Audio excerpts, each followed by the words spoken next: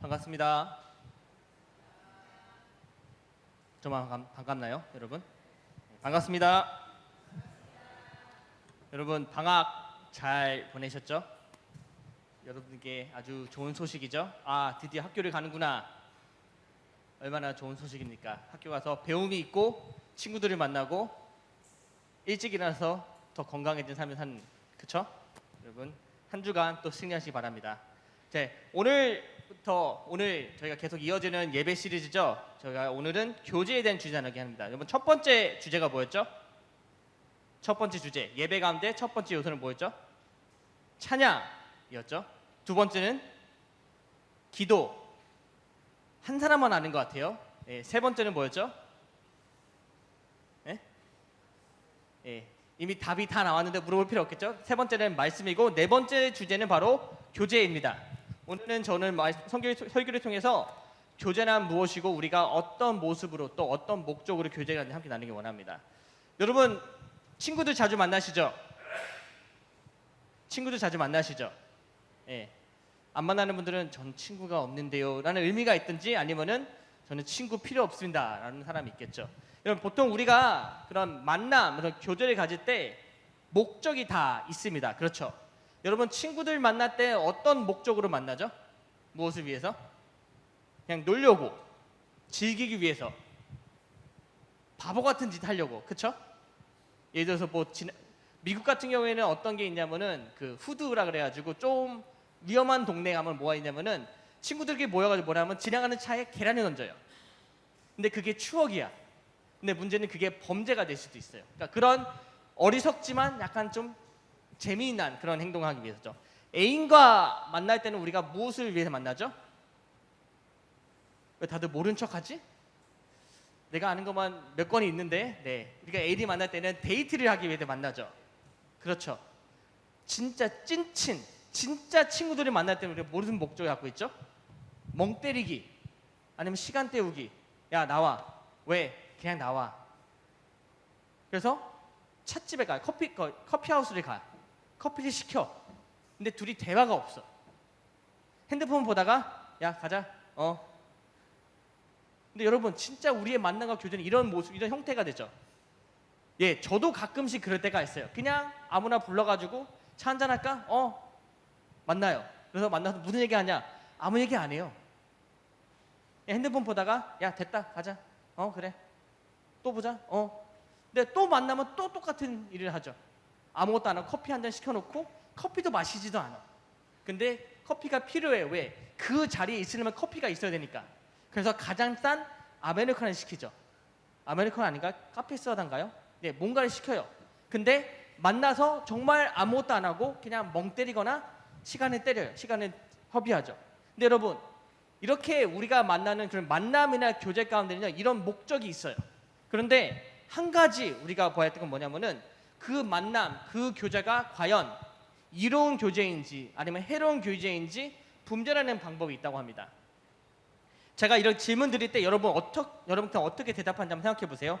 첫 번째는 뭐냐면은 그 만남을 통해서 우리가 채워졌는가 아니면 비워졌는가. 그러니까 쉽게 얘기하면 그 교제를 통해서 나에게 뭔가가 채워졌는가 아니면은 나의 그 어떤 것, 소중한 것이 그냥 잃어버린 기분인가. 첫 번째 구분법이고, 두 번째는 뭐냐면은 만남을 통해서, 그 교제를 통해서 내 기분이 좋아졌는가 아니면 더 나빠졌는가. 나는 친구를 만나고 친구를 통해서 위로를 받고 싶은데 오히려 더 화만 난 기분이야. 여자친구와 헤어져 친구한테 위로받고 싶은데 친구가 더 놀려. 그럼 기분이 더 나빠지죠. 자, 마지막은 뭐냐면은 그런 친구와 교제와 만남이 계속해서 앞으로 더 기대가 되는가 아니면 얘는 끝이야 라고 끊어지는가. 여러분들이 친구들과 그런 만남과 교제를 통해서 여러분들은 이 세 가지 카테고리를 봤을 때 어떤 대답을 할 수 있나요? 그리고 그 친구들과 교제나 만남을 통해서 나는 과연 올바른 이로운 만남을 갖고 있는가 아니면은 해로운 만남을 갖고 있는가. 여러분 이것이 굉장히 중요합니다. 왜냐하면은 우리는 교제나 만남은 무슨 의미냐면은 그 사람과의 나의 관계를 정의 내릴 수가 있어요. 내가 이 사람과 건강한 관계, 이로운 관계가 있는지, 아니면 이 사람과는 굉장히 악하다는 표현은 좀 과하지 몰라도 아니면 나를 해롭게 하고 전혀 쓸데없고 만나서 안 되는 관계를 유지하는지, 그것이 바로 우리의 교제, 우리의 만남을 통해서 우리가 알 수 있다는 거예요. 그렇기 때문에 우리의 모든 교제, 모든 만남 가운데는요, 필요한 요소가 분명히 있습니다. 그리고 우리가 만약 올바른 거절을 갖기 위해서는 그 요소들을 반드시 갖고 있어야 되고요. 그리고 우리가 어떻게 행해야 되는지 우리는 반드시 알아야 할 필요가 있다는 한 것이죠. 그래서 저는 오늘 말씀 통해서, 오늘 말씀 원에서 1장 1절부터 4절 말씀 통해서 우리에게 어떤 요소가 필요한지, 그리고 우리는 어떤 모습의 교제를 가져야 하는지 함께 보도록 하겠습니다. 여러분, 교제는 무엇이죠? 교제. 아이가 있고 어이가 있죠. 아이는 우리가 아주 싫어하는 교제죠. 교제할 때 아이가 교제는 무엇이죠? 학원 갈 때 필요한 책들, 아니면은 나는 그렇게 싫다고 하는데 우리 어머니가, 나를 사랑하시는 우리 어머니께서 크리스마스 선물이라고 사다 준 그 책, 아니면 생일 선물이라고 너의 학업을 증진하길 바란다라는 편지와 함께 딱 갖다 준 그 교제가 있죠. 근데 오늘 말하는 교제는 어이 교제예요. 이렇게 미국 사람이 한국어에 대해서 얘기하는 게 참 웃긴 한데, 여러분, 교제는 과연 무엇이죠? 교제. 우리가 교제에 대해서 어떤 정의를 내릴 수 있을까요? 교제에 대해서 사전적 의미는 이렇게 나와 있다고 합니다. 서로 사귀어 가까이 지내고 또 어떤 목적을 달성하기 위해 수단으로 남과 가까이 사귀는 행위가 교제예요. 다시 말하자면은 나의 어떤 목적이나 무언가 필요를 위해서 그 사람과 관계를 형성하는 게 교제예요. 여러분, 옆 사람 한번 쳐다볼까요? 옆 사람. 내 옆 사람이 나에게 이런 필요를 채워주는 관계인지, 아니면은 옆에 사람은 전혀 몰라가지고 굉장히 어색한 관계인지, 여러분, 그것이 바로 여러분과 여러분의 옆 사람 사이의 관계를 의미하고 있어요. 그래서 질문 하나 하겠습니다. 나는 과연 이 사람과의 관계가 나에게 이로운 관계인가, 해로운 관계인가? 나는 과연 이 사람과 나에게 도움을 되는 교제를 나누고 있는가, 아니면은 전혀 도움이 안 되고 해로운 교제를 나누고 있는가? 여러분, 교제라는 단어가 헬라어로 뭔지 아시죠? 교제라는 단어, 헬라어. 힌트 드릴게요. 코로 시작합니다. 코. 네, 코인 노래방 아니에요, 여러분? 네, 코이노니아죠. 코이노니아. 지금 누가 코인 노래방 생각한 것 같은데 마음에 들렸어요, 여러분. 코이노니아가 어떤 의미가 있냐면은 교제, 사귐, 참여라는 의미가 있어요. 교제, 사귐, 참여. 근데 코이노니아가 어떤 단어에서 유래가 됐냐면은 코이나라는 단어에서 유래가 됐어요. 코이나. 근데 코이나라는 단어가 어떤 의미가 있냐면은 공통되다라는 의미가 있습니다. 공통되다. 무슨 말이냐면은 코이노니아는 교제는요, 공통된 목적과 의미와 그런 요소를 가지고 만나는 게 교제라는 거예요. 다시 말하자면은 여러분들께서 만나는 그런 갖는 교제들, 그런 만남은요, 다 거기서 공통된 목적이 있다라는 거예요. 그렇죠. 여러분, 친구들과 만나서 공통된 목적이 있죠. 그냥 재밌게 놀자, 아니면은 우리 목사님 욕 좀 하자, 아니면은 어떻게 하면은 공부를 더 잘할 수 있을까, 아니면 더 정확히 얘기하면 어떻게 하면은 우리 부모님의 잔소리를 우리가 피할 수 있을까. 그런 공통된 목적을 가진 만남을 갖죠. 여러분, 여기서 우리가 나눌 수 있는 건 뭐냐면은 세상적 교제하고 성경적 교제의 차이점이 있다는 거예요. 제가 좀 전에 나눴듯이 모든 관계, 모든 교제에는 목적이 분명히 있습니다. 근데 세상적인 목적은요, 좀 전에 나눈 것처럼 그냥 시간 허비하는 거, 시간 보내기, 그냥 즐기기, 재밌게 하기가 있죠.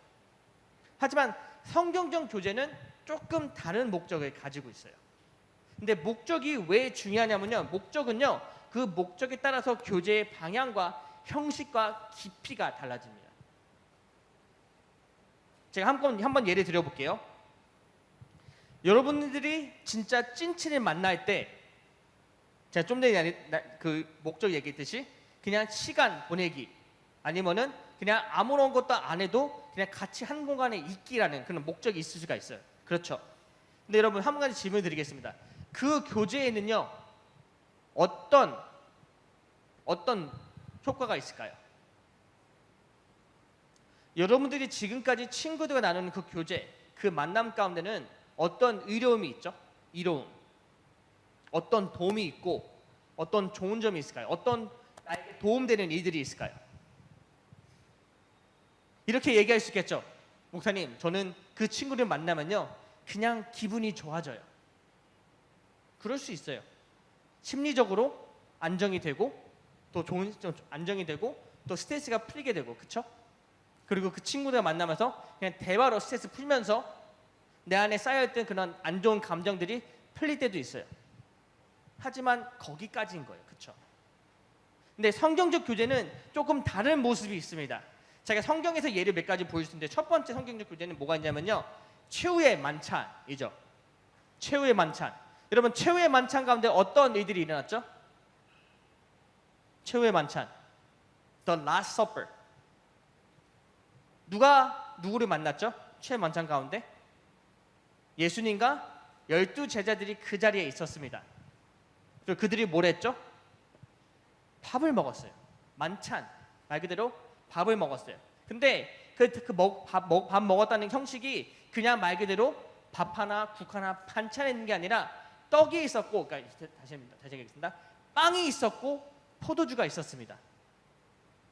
근데 중고등부 때 빵이 있고 포도주가 있다 얘기하면은 술 파티구나 라고 생각할 수가 있어요, 여러분. 근데 그 당시에 포도주는 술이 아니라 음료였어요. 왜냐하면 그 당시에는 마실 문이 귀했기 때문에 포도를 삭혀가지고 음료로 만든 게 포도주였어요. 그러니까 쉽게 얘기하면 우리처럼 이 시대처럼 그러니까 술을 즐기는 그런 음주 문화가 아니라 그냥 말 그대로 식사 문화였던 거죠. 근데 예수님께서 그 자리에서 제자들과 빵과 포도주 나눴던 것은 그냥 한 끼를 때웠다는 게 아니라 더 큰 의미가 있었죠. 여러분, 우리가 주의 만찬 참여하신 분들 아시겠지만 어떤 의미를 갖죠? 이 떡은 나의 몸이다 라고 예수님께서 말씀하시죠. 그리고 포도주에서 뭐라고 그러시죠? 이것은 나의 피다 라고 얘기합니다. 여러분, 이것이 무엇을 의미하죠? 몸이라는 것은 예수님께서 우리를 위해 희생하신 것을 의미하죠. 십자가에 달려 죽으시면서. 다시 말하면은 그 몸에는 예수님께서 우리를 위해 헌신하시고 희생에 대한 감사가 있다는 거예요. 그리고 포도주는 예수님께서 흘리신 보혈을 뜻하죠. 다시 말하자면은 예수님의 그 흘리신 보혈로 인해서 우리가 구원받았다. 이것을 종합해서 보면은 그 마지막 만찬은, 최후의 만찬은 예수님께서 제자들에게 나타나신 것, 바로 예수님은 앞으로 행하실 일들에 대한 것을 기념하고 너희가 앞으로 내가 행할 모든 일들, 십자가에 달려 죽은 것, 그리고 부활하는 것에 대해서 기념하고 감사하라.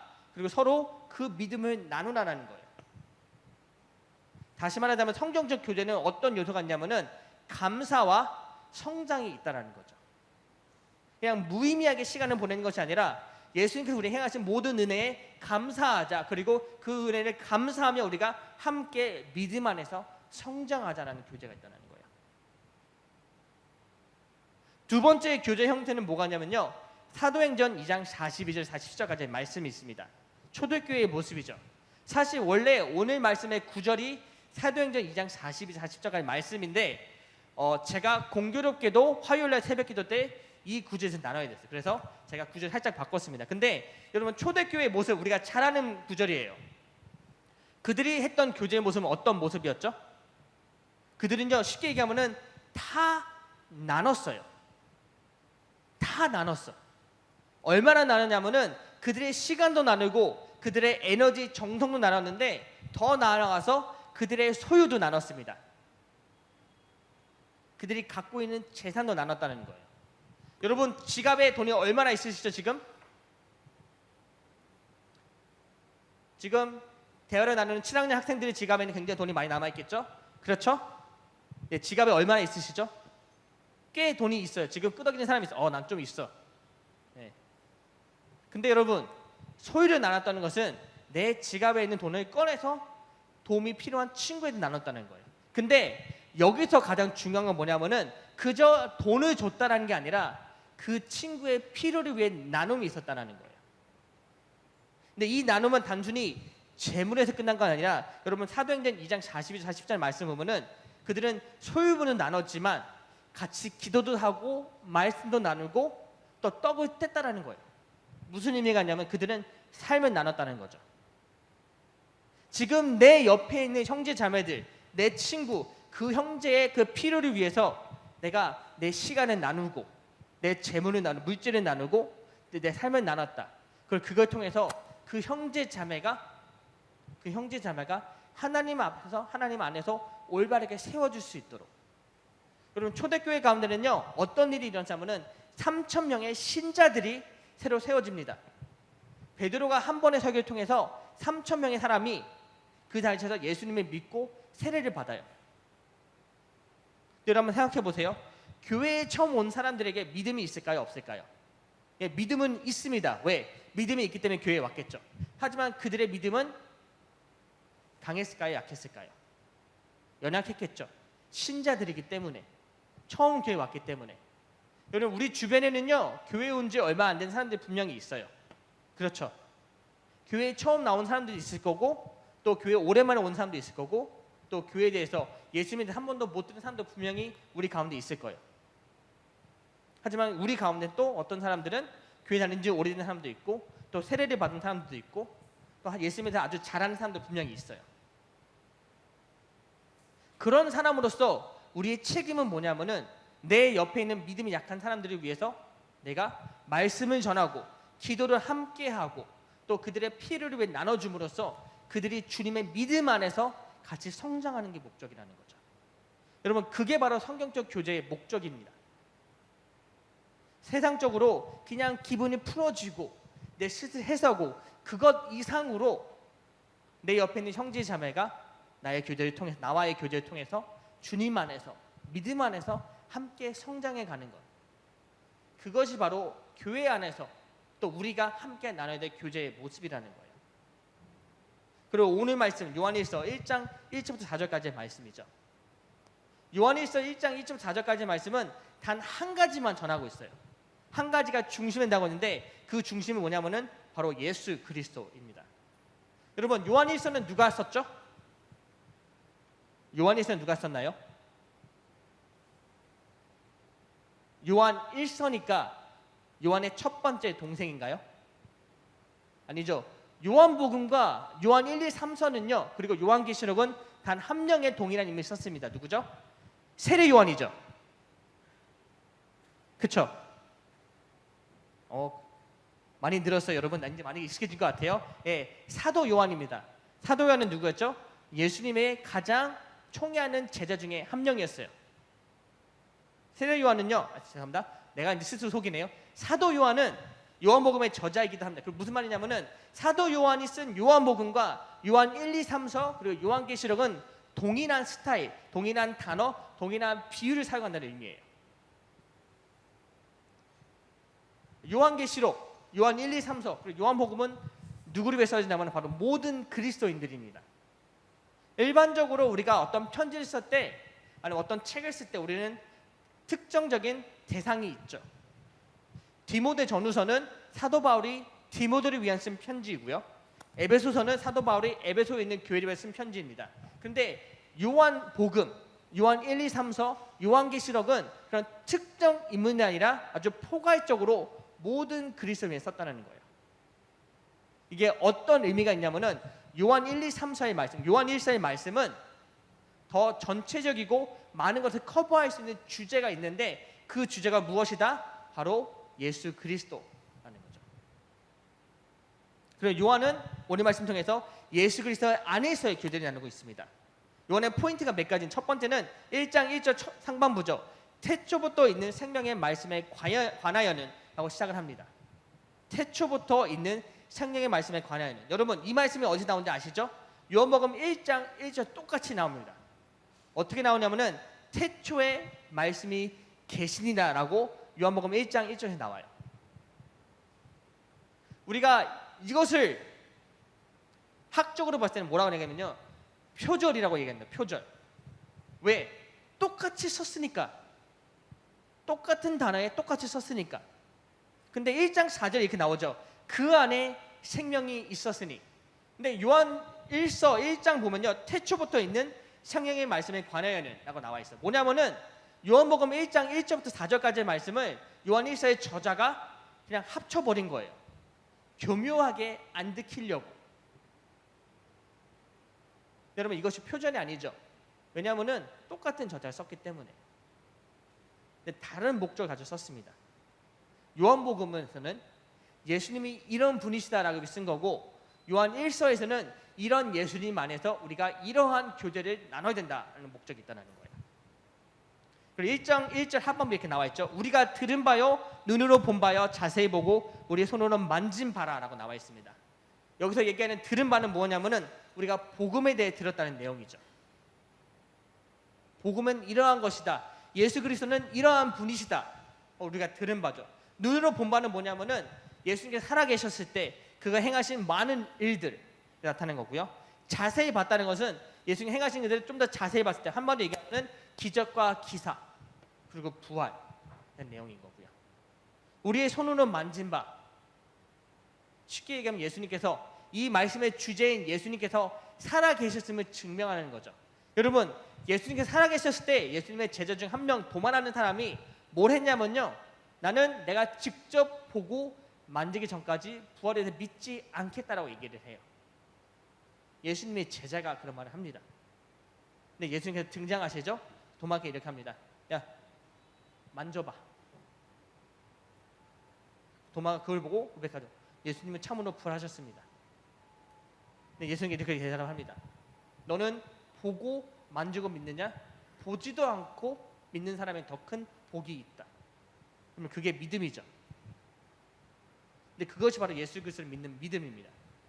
사도 요한은 오늘 말씀 가운데 우리에게 그 믿음의 교제를 나누라고 얘기하고 있는 거예요.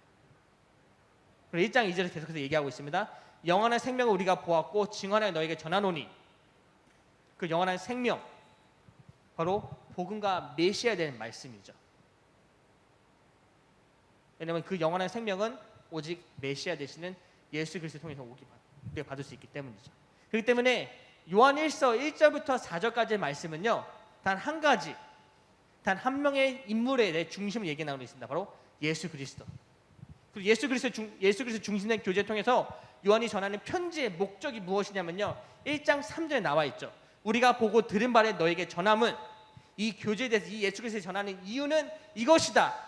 너희로 우리와 사귐이 있게 하려 함이니. 사도 요한이 요한에 써있은 편지의 목적은 단 한 가지입니다. 뭐냐면은 모든 그리스도인들과 사귐이 있게 하기 위함이다. 근데 여러분, 좀 전에 제가 나눴듯이 사귐이란 단어는요, 사귐이란 것은 코이노니아 단어의 의미였죠. 사도 요한이 이 편지 쓴 이유는 단 한 가지였어요. 모든 그리스도인들과 교제를 나누기 위해서예요. 교제를 나누기 위해서요. 요한은 다른 그리스도인들과 교제를 갖기 원했다는 거예요. 근데 여기 한 가지 문제가 있죠. 요한은 단 한 명의 인물입니다.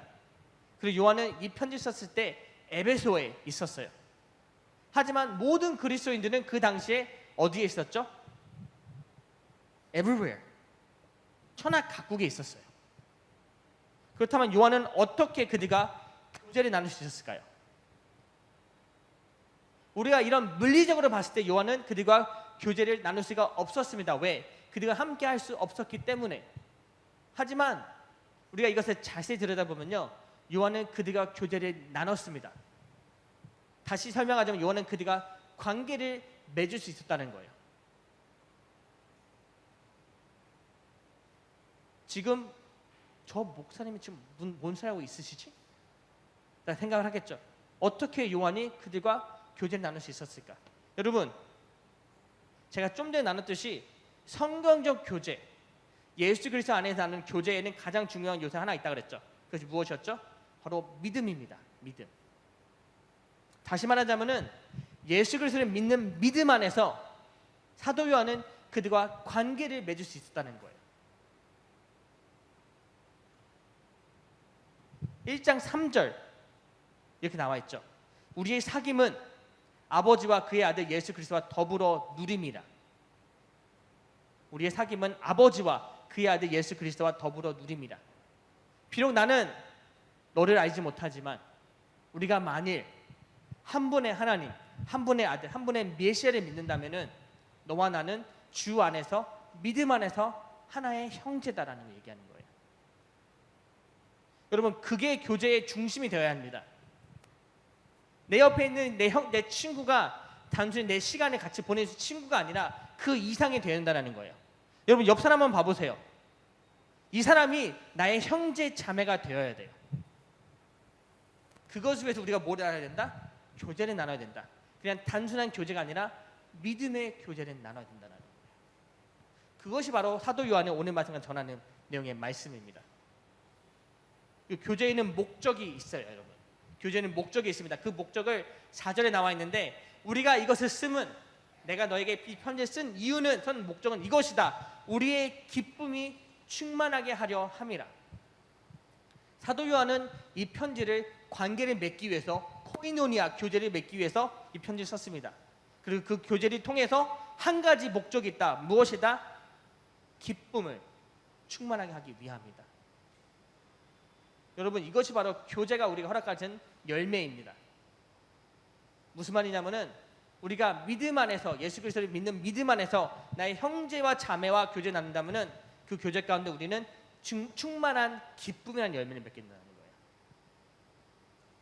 그냥 만나고 나서, 아, 오늘 얘를 왜 만났지?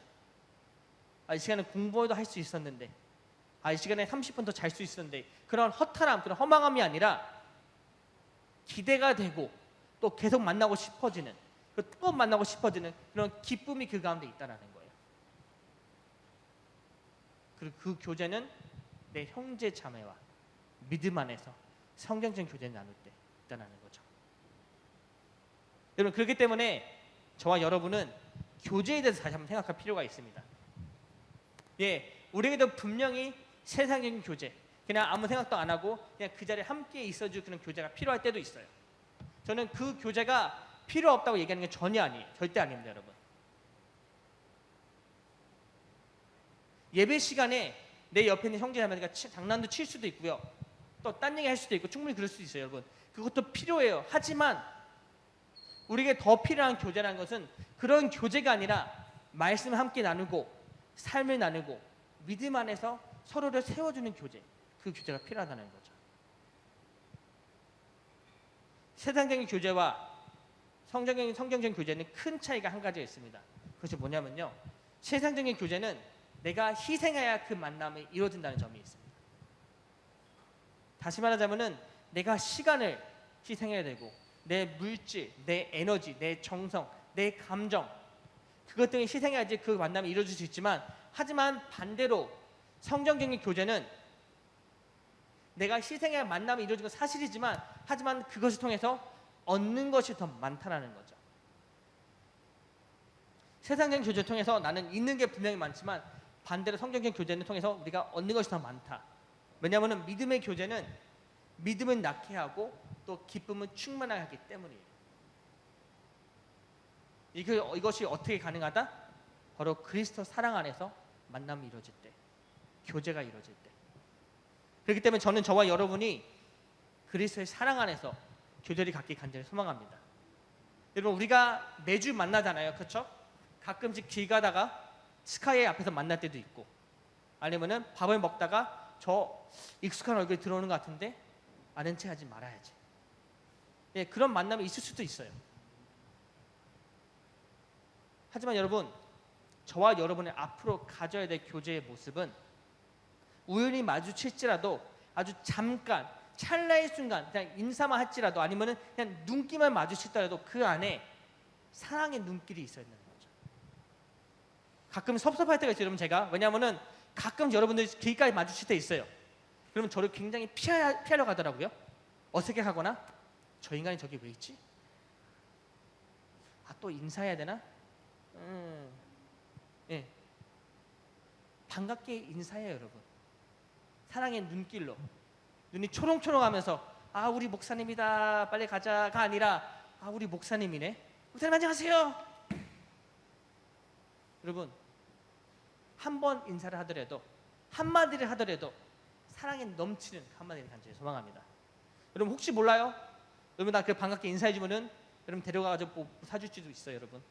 그리고 용돈은 별로 얼마 없지만 카드를 긁겠습니다, 여러분을 위해서. 여기다가 카드도 뺏길 수도 있지만 여러분, 네, 여러분 기쁜 마음으로 감사하는 마음으로 또 사랑에 넘치는 교제를 간절히 소망합니다. 여러분 이런 말이 있습니다. Iron sharpens iron.